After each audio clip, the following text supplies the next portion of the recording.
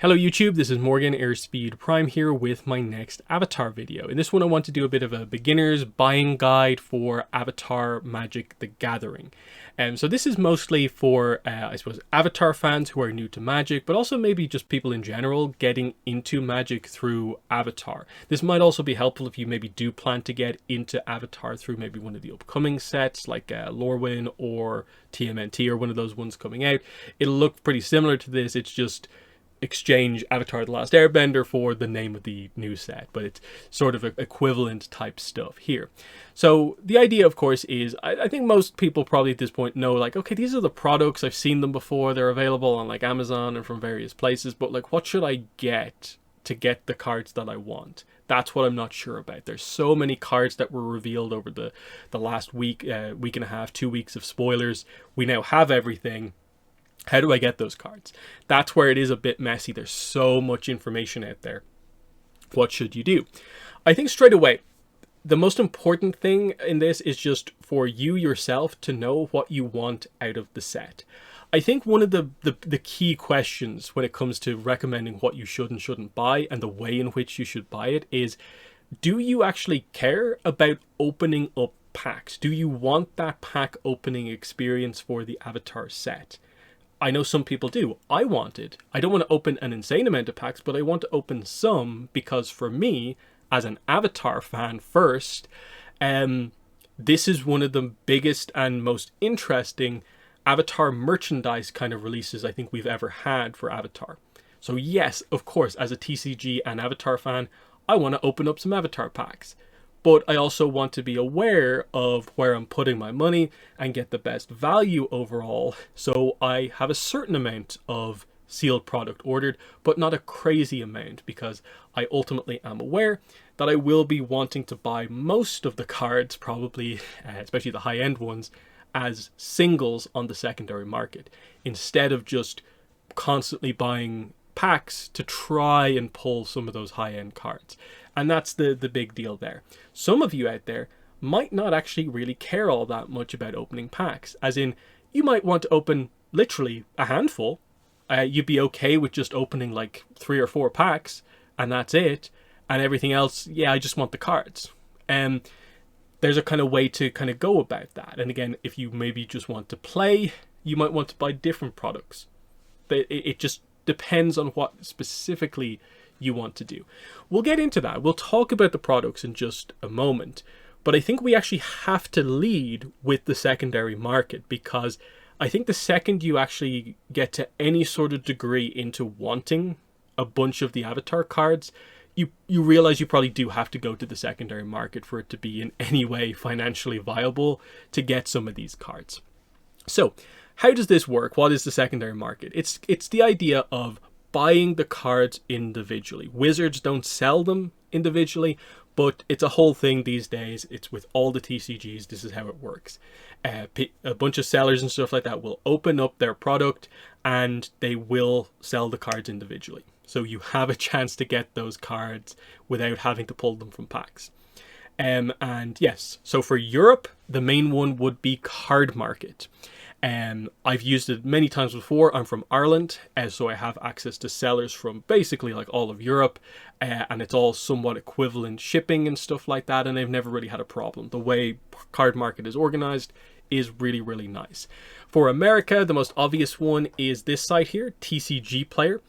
There are other ones out there. I think people might recommend other sites. I don't really know them myself because I'm not from America, but in the comments below, if you maybe happen to know a better site, definitely leave it below. But TCG is certainly one of them. And again, they sell the products, but they also sell the individual cards, as you can see here. Now, how does it work? It depends what way you organize it here. So I have it organized from rarity highest first. So a lot of the first cards that you're seeing here are the mythic rares. So the highest standard rarity within Magic.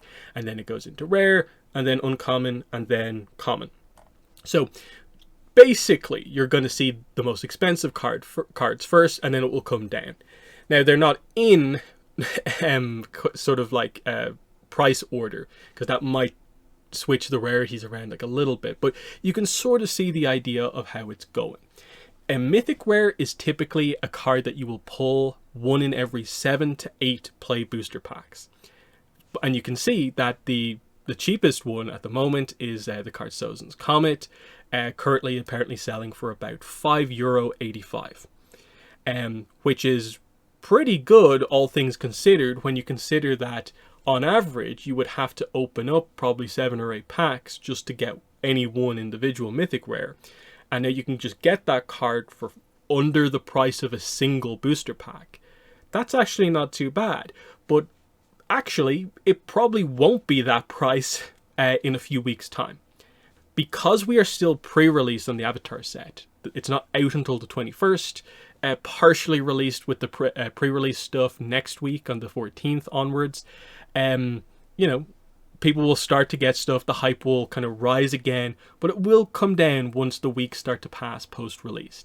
And that's where, after those couple of weeks, probably more like mid-December, that's when you probably should be looking at buying singles, because the market will have settled down. Right now the prices are a little bit over the top because they're kind of like pre-order pricing on individual cards before we properly know how it's all going to play out. And so that's why you can see quite a few of the cards are like 40, 15 for this one, 30 here, 39. Now, to be fair, a couple of these cards might stay in or around that amount, but some of the other ones probably will come down. A lot of these ones that are in or around 7 probably will come down to being more in or around 5, and so on. We don't expect them to stay at this sort of crazy level. Similarly, you can see the card just below here, Redirect Lightning, is a rare, not a mythic rare, and it's currently quite hyped, and the pricing here is about $11. So you can see that it's not just all about it being a mythic rare that keeps the pricing up. A lot of it just comes down to it being a decent card. And it can be the same for uncommons, but because they are a lot more common, even a hyped uncommon is not going to be more than like probably $1 or $2. There's always a certain range to this kind of default art stuff in terms of the way it's actually going to work. But you also do have to keep in mind that the second you start to get out of like the top couple of cards, everything else is going to drop to just a couple of cents. And if you wait a few weeks, all the commons, all but maybe one uncommon, is going to be selling for probably 2 cents. Standard price for an individual really low rarity card. Even most of the rares are probably going to be like 2-3 cents. There will be a few mythic rares that drop down to probably like $2-3, and it means you will probably be able to pick up about 90% of the core Avatar set, ignoring alternate arts, for probably like under $5-10 for like most of the set. And then most of the money you're going to spend buying the cards will be on that kind of top tier cards. Buying the top probably 5 mythic rares and 1 or 2 rares. That's going to be where you're probably spending your money. Plus then if you go into the alternate art cards, those cards are actually going to be where it gets a bit more expensive. If I switch over to one of the other sets that's been out a while, so the market has kind of settled down, you can see, say, Final Fantasy. Another hyped set from a few months ago. Still quite hyped. You can see the way the pricing has gone here is that it looks somewhat similar to the Avatar pricing, but it definitely has kind of come down overall. The highest value card is 30 for this Sephiroth, but there's a few other cards that are in or around 20. You can see here the Buster Sword, Vivi, Traveling Chocobo. So there's like 5 cards that are in or around the $20 range. But then basically everything else is like 2, 3, one's even below $2, and there's only really like 1 or 2 cards in the sort of like mid-range that are like, that's like $8.50 for a mythic rare. So you can see the way the Avatar set's going to go somewhat similar to that. So yeah, probably Wan Shi Tong will be the $30 mythic, Badger Mole will probably be the 25, maybe dollar one or whatever, in or around that, and then other ones will be kind of mix and match. But the pricing at the moment is a little bit kind of high because of pre-order stuff, but again, wait until a few weeks after the set comes out, and that's the best time to order most of this stuff, because like I said, it is probably the most efficient way to overall do it overall. So I'll just leave these 2 kind of websites with you to get familiar with in terms of how you go about kind of getting singles and stuff like that. That's that. So then to kind of explain maybe the other side of things, why do you particularly recommend singles over the products? The main thing is basically pull rates. How regularly do you actually pull good cards out of packs? The packs are organized in a very specific way. This is from the official Magic website. They tell you exactly the way it works. You can see here. So in a play booster, 6 to 7 commons. One of the slots has a 1 in 26 chance to be one of these source material cards. So this is a full art. It's one of the screenshot cards. It's a group of 61 cards representing the episodes of Avatar. If you pull one of them, it replaces one of your commons, which is cool. But the idea again is in a booster box, 30 packs, you're expecting one of these cards. One of these alternate rarity cards. There are 3 uncommons in every pack, and there is a chance for one of those uncommons to be an uncommon scene card. Again, it is a full art card. It's one of those full art cards that's part of a kind of bigger piece of art when the card art's linked together, but that is only like 3.6% of the time, and there's only 4 different versions at that slot. There's a wild card of any rarity, so this can be another mythic rare, but it happens so irregularly you're not going to really get it most of the time. Most of the time it's just another uncommon. But this is also where you do get the chance at the alternate arts. And this is where, especially on the collecting side of things, if you want the full alternate art set, you're not going to pull it all out of packs unless you are incredibly wealthy. And could just buy hundreds, thousands of packs, theoretically. Because look at these percentage chances on the alternate art stuff. Less than 1% chance at any of this stuff. Now, to be fair, you can get most of the alternate arts from play booster packs, but look at those odds. It's very, very low. You can also pull them from the rare or mythic rare slot, but again, it's still not much better. You have a slightly higher chance here, 2.4% chance at an elemental frame, but it's still very low across the board. The traditional foil slot does have an opportunity to be, again, all of these cards once again, but again, it's very, very low overall. You can get very lucky and get like, 1, 2, 3 mythic rares and theoretically 2 other alternate arts. Like you could get like a crazy pack, but that is a astronomical chance overall. Realistically, from a box of 30 packs, you are pulling 1 source material card, probably 1 or maybe 2 uncommon scene cards, and probably just 1 true alternate art card from the other slots, just with the way the statistics end up working out. That's how it is. And so you can imagine the idea that there's so many alternate arts in the set, and you're kind of maybe getting 1 from a play booster box. That's not a great way to do it. So if you want play booster boxes, it's mostly just like because you want that pack opening experience, and you want to maybe just fill out most of your collection from your box type thing, and then go to the secondary market to fill out the rest of it. Because realistically, if you open a play booster box, you'll pull all of the commons at the very least. You'll probably pull a decent chunk of the uncommons, but you can't, just with the way the numbers work out, where like 110 uncommons, you can't pull all of them just from a booster box. But you'll get enough of them where like, oh yeah, it'll cut down me having to order 100 single cards to maybe more like 30 or something like that. 30, 40 cards.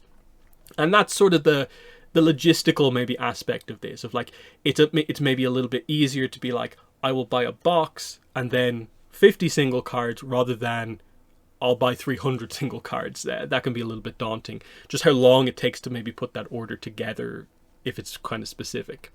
But that's that. There's also the collector boosters.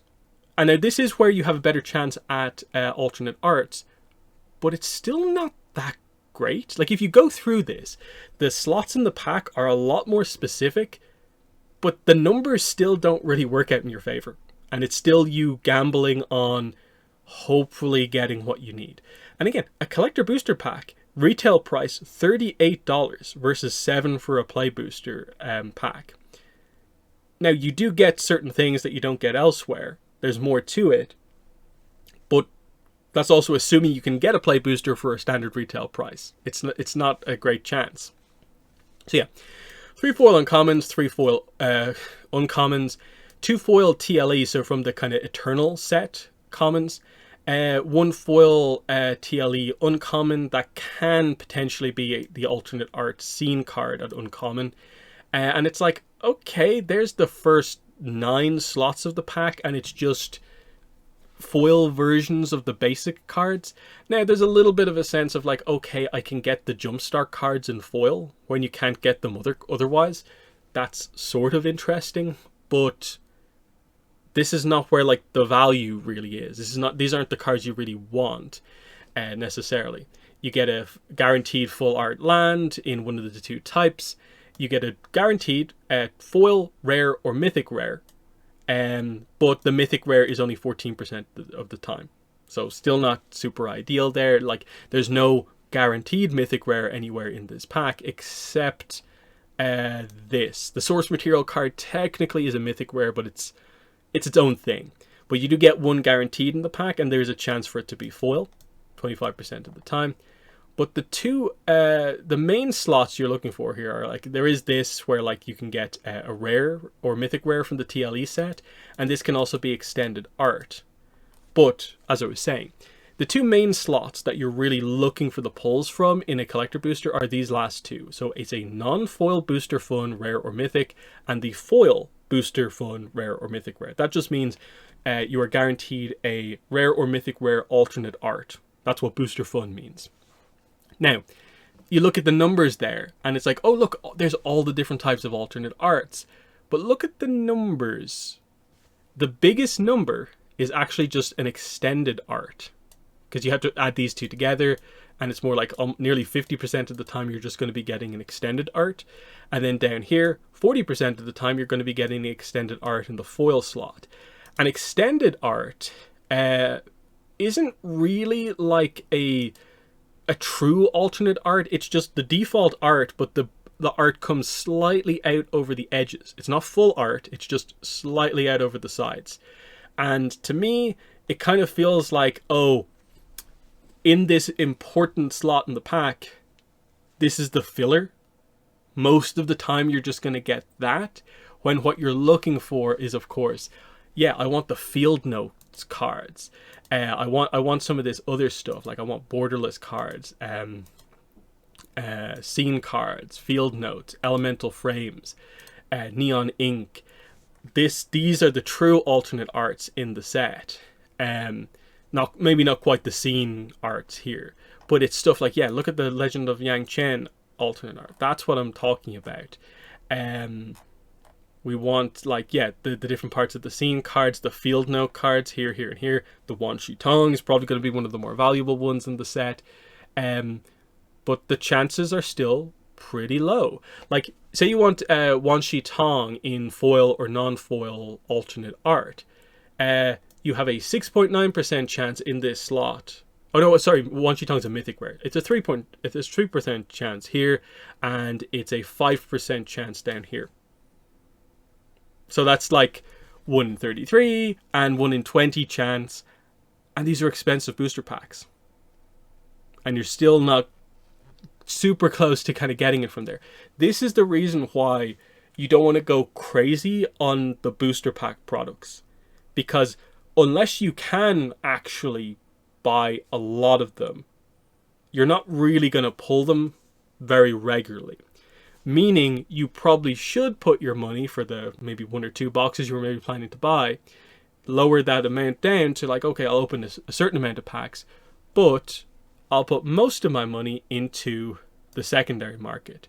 So I can go here with my, let's say, instead of buying another Play Booster box for like $200, I have $200 to spend on single cards. And that will buy me like all the mythic rares.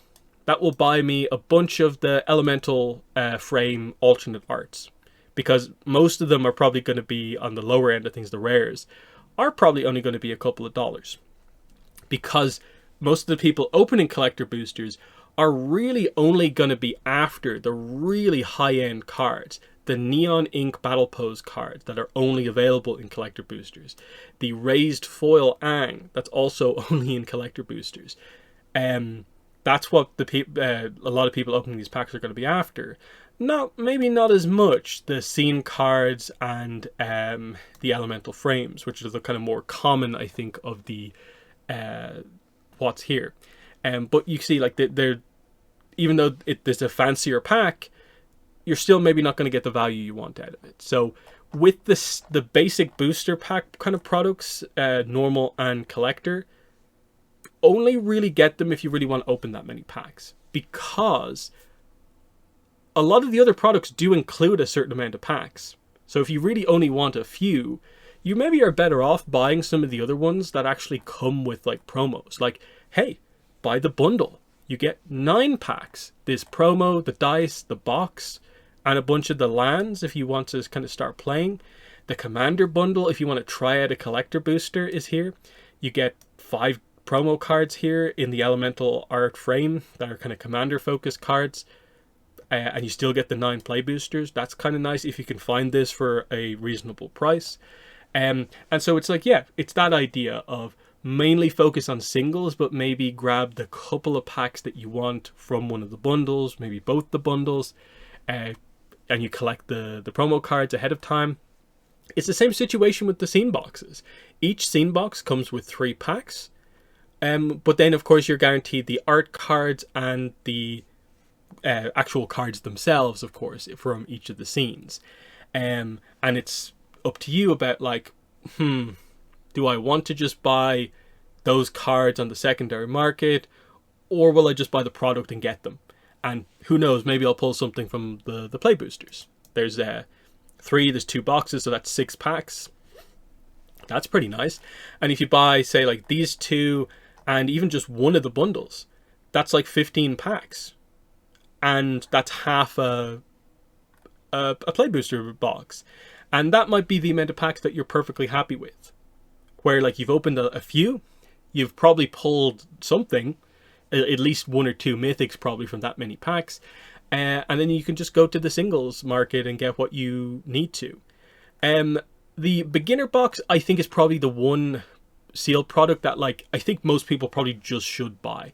One, it's definitely the best value for money product overall. It's just a set thing. There's no randomness to this. You just get there's 10 themed Jumpstart half decks. And there is some exclusive cards in here, especially if you look in the card image gallery. The tutorial decks are technically slightly different prints of the card to the normal version of those cards, because they say what number they are in the kind of specifically stacked deck to play the tutorial. So it's kind of one of those things where, like, again, you could probably pick up most of the main cards that are unique to the beginner box cheaper on the secondary market, but why not just buy the beginner box, learn how to play the game, and you can either keep it together as a kind of board game type product for Magic, where you don't need to worry about deck building, just play the Jumpstart game.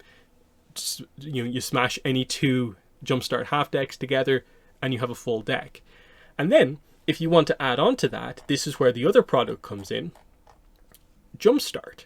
Jumpstart is just adding to those themes. You get 10 themes that are kind of exclusive to the beginner box.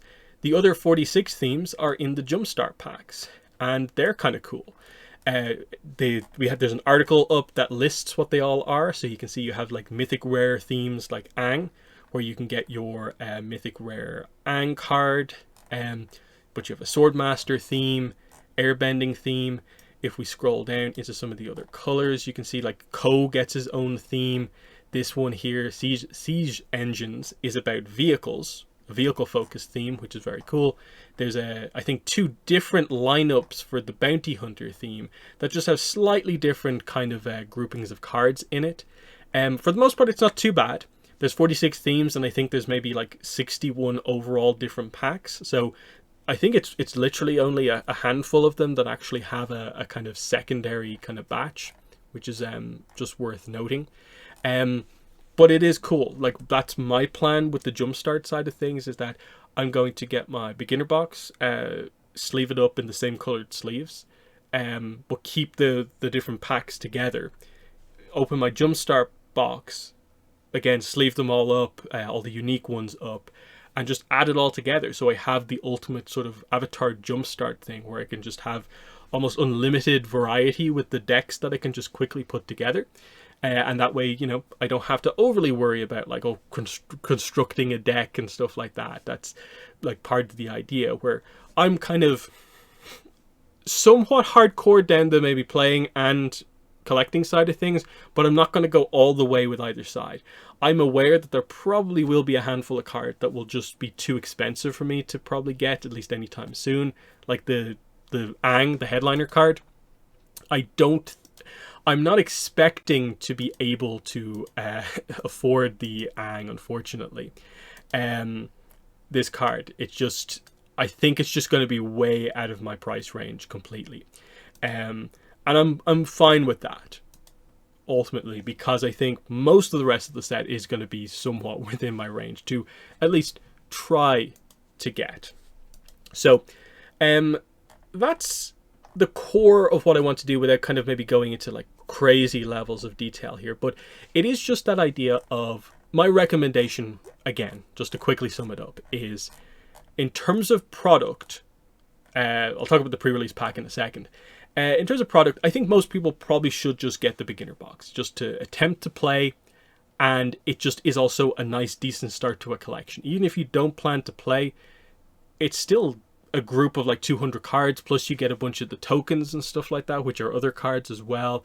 It's a nice beginner start to your collection for a reasonable price.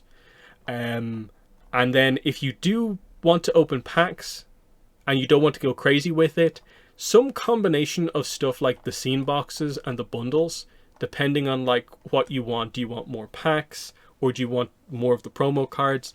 It's up to you. I can see some people wanting to do that, like buy the beginner box, the 2 scene boxes, and maybe a couple of Jumpstart packs. That's a pretty nice way to have a big board game type thing to play, and a start to a collection with like the scene boxes. If you want to open more packs, the 2 bundles offer that, plus some promo cards and a storage box as well. That's kind of nice.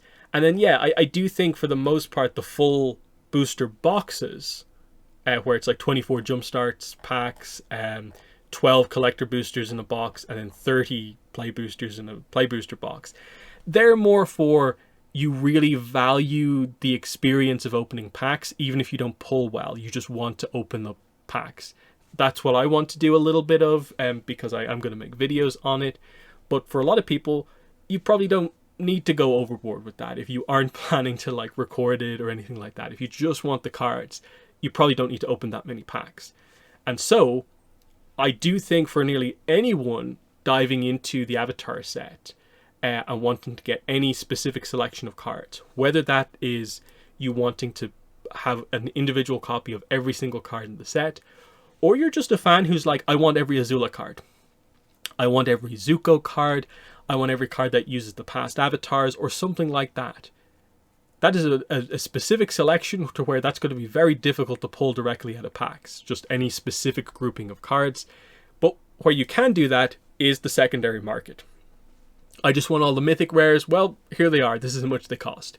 Again, wait for the prices to come down a couple of weeks after the set comes out, and then buy your singles. This is maybe also another reason why you might want to get a little bit of sealed product, so you get to experience the Avatar set like as it comes out, and you don't have to wait for the secondary market pricing to come down. That's why especially I think that beginner box, which is probably going to be in stock in a lot of places, is just a really nice thing to get, to have something with the launch of the set overall. That would be my main kind of takeaway overall. As for the pre-release box, yeah, just to kind of highlight that, the pre-release thing is mostly just for if you are actually going to your local store's pre-release event, which is that you buy a ticket, they will give you one of these boxes, you open your packs, you build a deck, play against other people with a pre-release box, and depending on your result, you'll get extra packs. That's what a pre-release event fundamentally is. It's cool. It's obviously the week before the set comes out, so it's a chance to get cards, packs early. But fundamentally, what this is as a product is just 5 packs. The 6th pack is a kind of color-specific, character-specific pack, but there's no unique cards in this. It is just like in the Aang, if you get the Aang box, this is just a white pack that will have an Aang card in it guaranteed, and a bunch of other white cards that will go with the Aang. It's just meant to help you facilitate building a deck leaning towards white. So probably one of your colors is going to be white, and then you can build into the other color from the packs. Plus, they'll probably assist your white pool of cards as well. Otherwise, the actual exclusive thing in the pack is probably actually the double side, not the token, sorry. It's probably actually the spin down dice. And then it's maybe worth noting the idea of this is where you get the foil stamped rare or mythic rare promo kind of cards from, with the idea being there that like a standard rare can come in non-foil, foil, and foil stamped because of the pre-released kind of card. Now, if you value that or not in your collection, it's up to you. Myself, I'm kind of like, basically they're all the same card. Whether it's non-foil rare, foil rare, or stamped foil rare, to me it's like that's equivalent. Like the difference between those cards is not that much different. I'm cool with any of them, but the pre-release is mostly for if you want to attend the event primarily, because otherwise, like, it's basically a small bundle. That's kind of what it is deep down.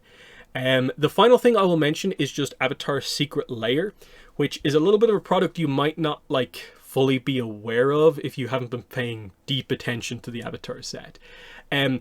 Secret Lairs are basically groups of cards sold directly by Wizards of the Coast. It's not secondary market, it's them specifically printing very specific cards in groups for kind of premium prices is sort of the idea. So the Avatar drop is going to be on November 17th at 9 a.m. Pacific. If you want this, you are going to need to be there on magicsecretlair.com the second that this drops. You need to join the queue. It will sell out in most regions, so you kind of have to be there at this time. Now, what it is it is 5 drops of cards. So my cabbages with these 5 cards, everything changed with these 4 cards, a lot to learn with these 4 cards, one with the elements with these 6 cards, and Emerald Island players with these 5 cards. Each one of these has the same pricing. If you want that group of cards in non-foil, it's 30. In foil, it's 40. And then they also have the first card that I showed off there. If you want this Path of Ancestry, you have to spend $1.99 on Secret Lairs. So the idea there is they want you to buy all of the drops in foil because it's 40 times 5, 200, gets you over $1.99, so you'll get the bonus Path of Ancestry card. So if you want everything in the Avatar set and stuff like that, that includes Secret Lair. Now, even though it's very exclusive, Secret Lair cards will go up on the secondary market. It's just because of the way in which they are released, the pricing on them can be a little bit weird about, like, is it cheaper to wait or should you just get the drop itself and see what happens? And it's kind of weird in that sort of way. I think most people agree with the idea that nearly in every situation, it is probably cheaper to get cards on the secondary market, but you will be waiting longer and sometimes it's not always the cheapest way to do it. But that's completely up to you. That's just another part of the group of Avatar cards there. You know, technically it's listed as a Secret Lair card, not like part of the TLA or TLE set, but it is Avatar, part of the Magic Avatar drop, I suppose, overall with all the other products, just to be aware that this is actually out there as well. That's all I really have to say on this. If you have any further questions, definitely let me know below. But mainly let me know what you are planning to get. What's your approach with the Avatar set? Are you planning to collect everything? Do you just want to have a little bit of a go at bits and pieces of the Avatar set? Are you planning to collect everything? Or what? What products are you actually planning to get? What cards do you most want to get? That's obviously a big one as well. But otherwise, like I said, any questions, let me know. But that has been the video. Thanks for watching and bye.